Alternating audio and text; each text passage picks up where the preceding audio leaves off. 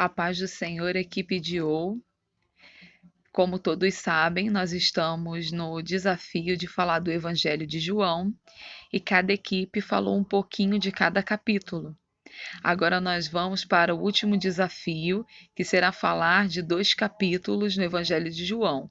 O capítulo 16 e 17 caiu para a equipe de OU.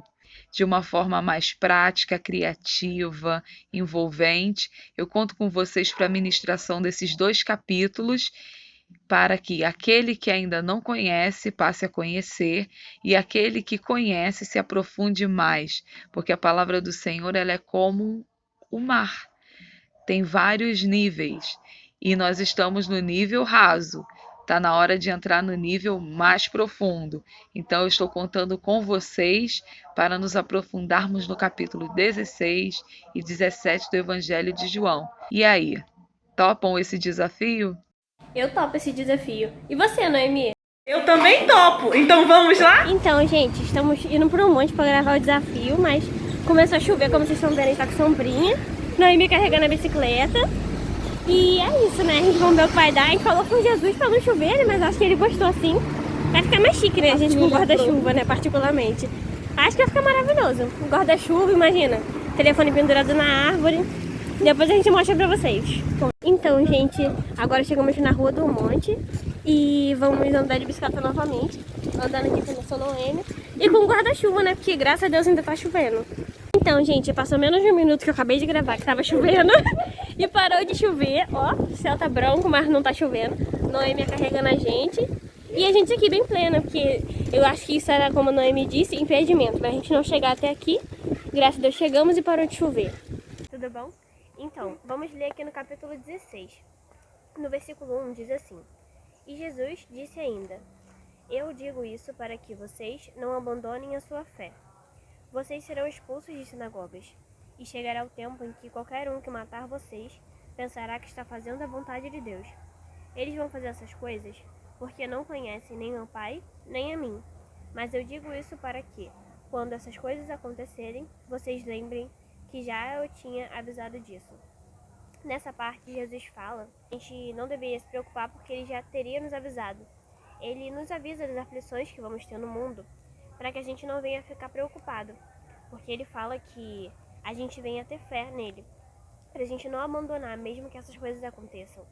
Ele está avisando para que a gente não venha deixar ele de lado, porque o caminho de Jesus é o melhor.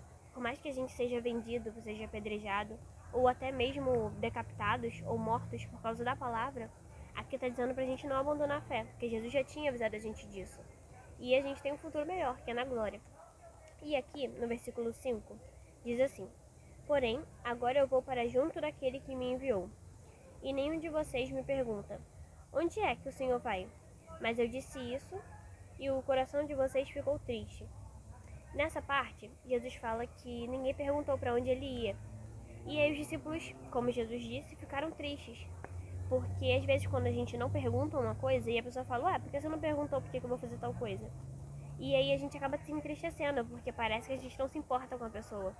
Só que não quer dizer que Jesus está falando que os discípulos não se importavam com ele. Jesus está falando que não era para eles ficarem tristes. Porque aqui, como diz no versículo 7, que Jesus fala que ele fala a verdade e que é melhor para vocês que eu vá. Pois se eu não for, o auxiliador não virá. Ele fala que eles ficaram tristes, mas eles vão ficar quando Jesus morrer. Só que Jesus tem que ir para o auxiliador, que no caso é o Espírito Santo, poder vir. Porque se Jesus continuar aqui, não faz sentido ter Jesus e o Espírito Santo. Então Jesus foi e mandou o auxiliador, que é o Espírito Santo. Que aqui engraçado que está escrito auxiliador, porque ele não é só consolador, ele não é só amigo, ele não é só conselheiro, ele é tudo. Ele realmente é um auxiliador, ajuda a gente a viver da maneira que Jesus pediu. E aqui no versículo 8, Jesus fala mais sobre o auxiliador. E quando o auxiliador vier, ele convencerá as pessoas do mundo de que elas têm ideia errada a respeito do pecado e do que é direito e justo, e também do julgamento de Deus. Nessa parte eu falo sobre o julgamento, porque as pessoas às vezes acabam julgando as pessoas pela aparência. Jesus não julga pela aparência, porque Como uma vez a tia do Noemi estava pregando lá na igreja, disse que ela trabalha com umas crianças que são indígenas. Ela estava falando de uma certa, vamos dizer assim, um certo grupo de pessoas que foram lá falar que aquelas crianças estavam em pecado por causa das vestimentas delas. Só que Jesus não atenta para a vestimenta só. Ele atenta também, mas ele atenta para a aparência do coração. Porque os índios, a gente sabe que eles não usam roupa no cotidiano. E também as condições deles não são grandes para comprar roupa, para comprar essas coisas. Então, eles ganharam roupas e eles estavam às vezes meio mal vestidos e tal, mas eles estavam com roupas aparentemente decentes para quem andava pelado. Então, Jesus, ele vê a intenção do coração. Ele viu que ao aquelas crianças botarem as roupas, por mais que fosse só uma blusa, vamos dizer assim, um blusão, o restante do corpo ficou de fora, tipo, a perna e tudo. Mas eles estavam se entregando pra Deus, tipo, olha Jesus, eu tô com essa blusa aqui, eu tô coberta e não tô mais pelada, eu tô com uma roupa boa pra ir pra casa de Deus. Agora eu vou adorar Jesus porque ele me ama. E essa é a intenção que a gente tem que ter. Se a gente pode comprar, se a gente pode se cobrir, vamos dizer assim. E se Jesus tem um propósito com a gente, porque o Espírito Santo trabalha de forma diferente na vida de cada um. Então, se a gente está em obediência a Ele, quando a gente faz uma coisa que não agrada a Ele, Ele mesmo já, vamos dizer assim, nos incomoda. E Ele entende a intenção do nosso coração. Ele sabe o porquê que a gente está vestindo tal coisa, sabe o porquê que a gente fala tal coisa. Às vezes a gente julga uma pessoa que fala com gírias, mas às vezes a gente fala tão eloquentemente, mas no nosso secreto a gente está lá, julgando o próximo, tá lá fazendo igual os fariseus. Igualzinho os fariseus, falando que a gente é melhor, tipo, ai Jesus, eu sou um santo, eu sou sua filha e eu estou te entregando o melhor sempre. Mas não, porque às vezes a gente tá como os fariseus, mas sempre tem um lá, arrependido, falando, Jesus, eu não mereço nem estar na sua presença. Muito obrigada pela sua graça, porque você me ama sem eu merecer. E a gente deve ser assim, porque por mais que a gente ache que a gente é merecedor pela nossa vestimenta, pelo nosso modo de falar, por onde a gente vai, pelas nossas amizades, isso são tudo consequência. Às vezes a gente não tem um modo de agir, de acordo com algumas pessoas, certo. Mas Jesus sabe o que é certo. Ele tem um propósito com cada pessoa. Então devemos respeitar o propósito de Jesus na vida de algumas pessoas e, com a direção de Deus, falar para essas pessoas o que é certo, de acordo com as leis, e o que é errado. Também não adianta você falar que seu coração está limpo e não cumprir as leis de Deus. E aí, aqui no versículo 16 diz: E Jesus disse: Daqui a pouco vocês não vão me ver mais. Porém, pouco depois, vocês vão me ver novamente. Alguns discípulos comentaram entre si: O que será que ele quer dizer? Ele está afirmando que daqui a pouco não vamos ver mais e pouco depois vamos ver? Tipo, eles não entenderam. E aí eles começaram a falar entre si, eles não perguntaram para Jesus. E aí, aqui no versículo 19 diz: Jesus, sabendo que eles queriam fazer essa pergunta, disse: Eu afirmei a vocês que daqui a pouco vocês não vão me ver mais e que depois vão me ver novamente. Por acaso não é a respeito disso que vocês comentam um com os outros? No caso, Deus, Jesus e o Espírito Santo conhecem a intenção do nosso coração e conhecem a nossa mente. Eles não fizeram nenhuma pergunta, eles comentaram entre si. E aqui não está dizendo que Jesus, ouvindo eles perguntarem entre si, respondeu. Não. Jesus, ele ouviu o pensamento deles, porque ele tem um poder. Como a gente diz, ele era 100% homem e 100% Deus. Agora ele é 100% Deus. E aí, aqui Jesus fala, no versículo 20: Pois eu afirmo a vocês que isso é verdade. Vocês vão chorar e ficar tristes. As pessoas do mundo vão ficar alegres.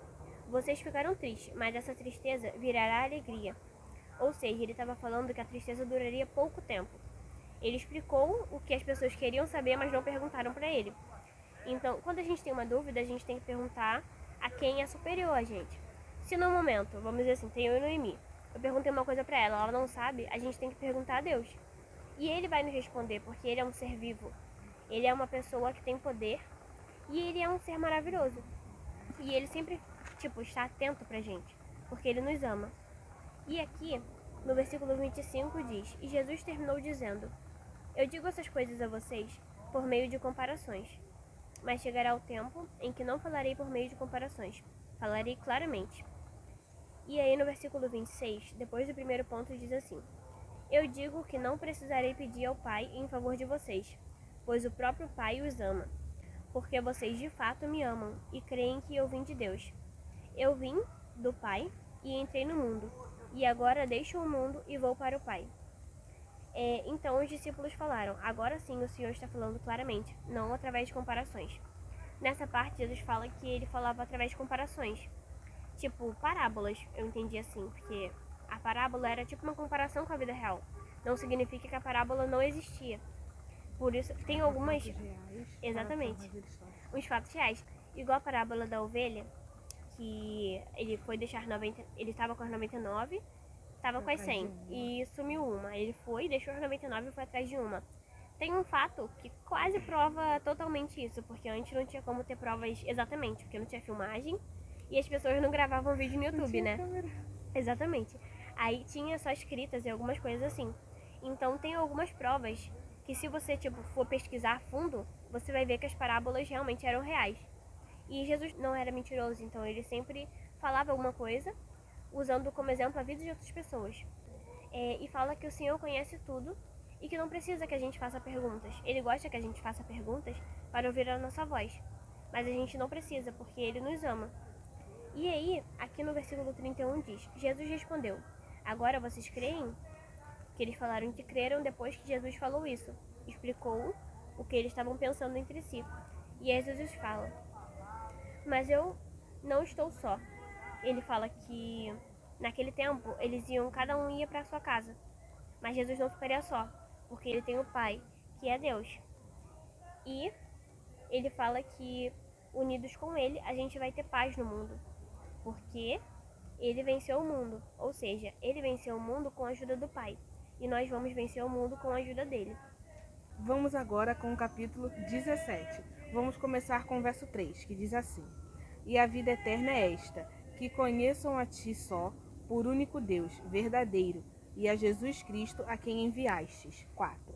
E eu rogarei-te na terra, tendo consumado a obra que me destes a fazer. Aqui ele está nos falando que a gente tem que ter a vida eterna com ele, ter uma qualidade na adoração. Como a gente faz isso? Buscando todos os dias, vindo ao monte, como a gente está hoje, cumprindo nosso desafio, orando, lendo a Bíblia todo santo dia, indo à igreja, adorando ao Senhor. Como a Thalia falou, abrindo os nossos corações para estar com Ele, deixando o auxiliador vir nos limpar e nos moldar. Com isso a gente tem o direito da vida eterna, a gente ganha aquele prazer que é estar com o Pai naquele grande dia.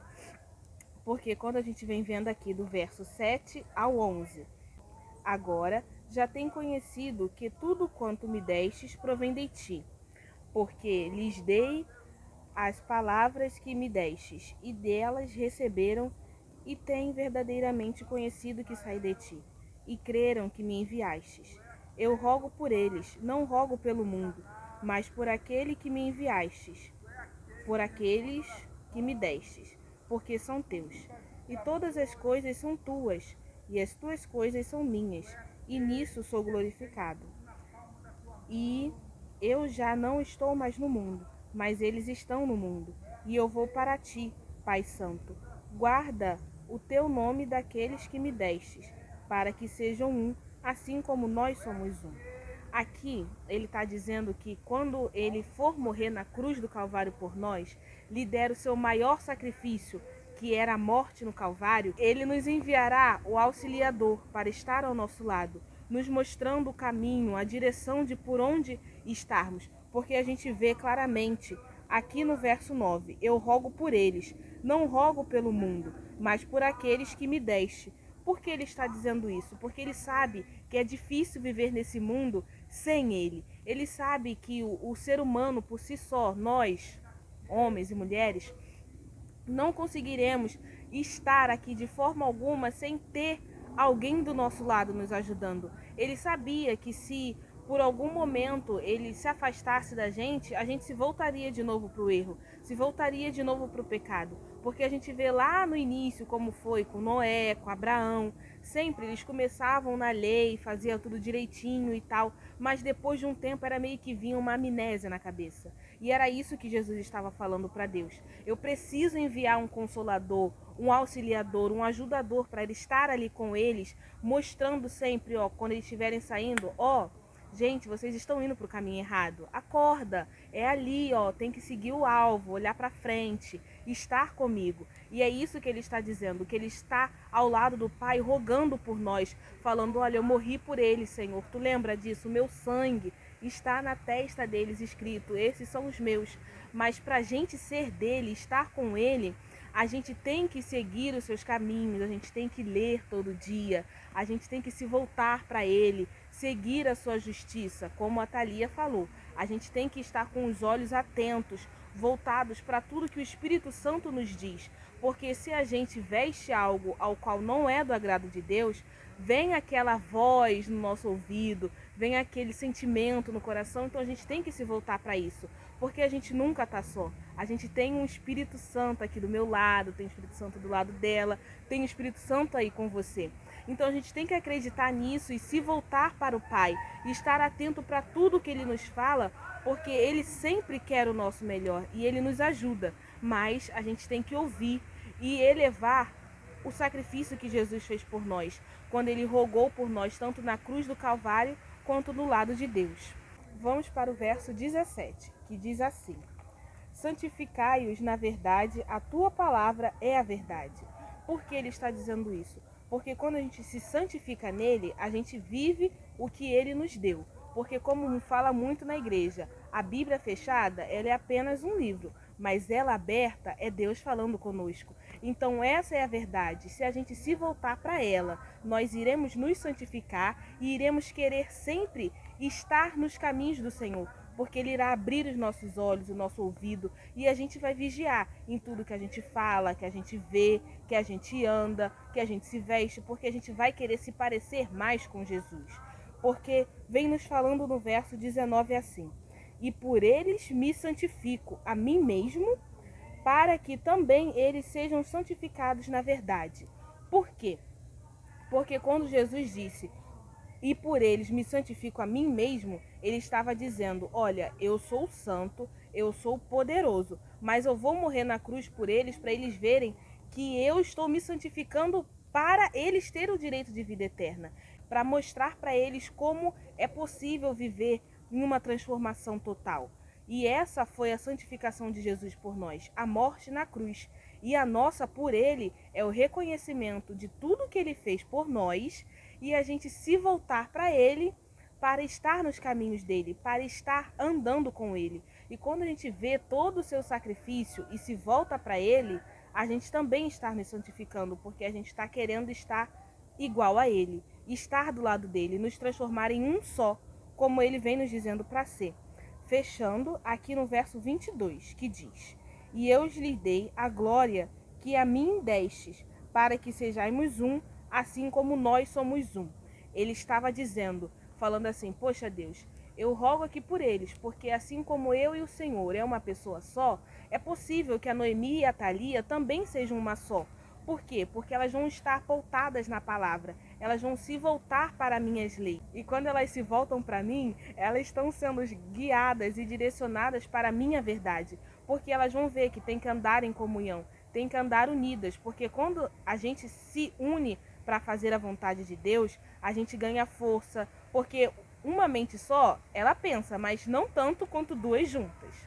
Então, quando a gente se une para fazer a vontade de Deus, tudo dá certo. E é o que a gente diz para vocês hoje. Se unam e sigam os caminhos do Senhor sempre.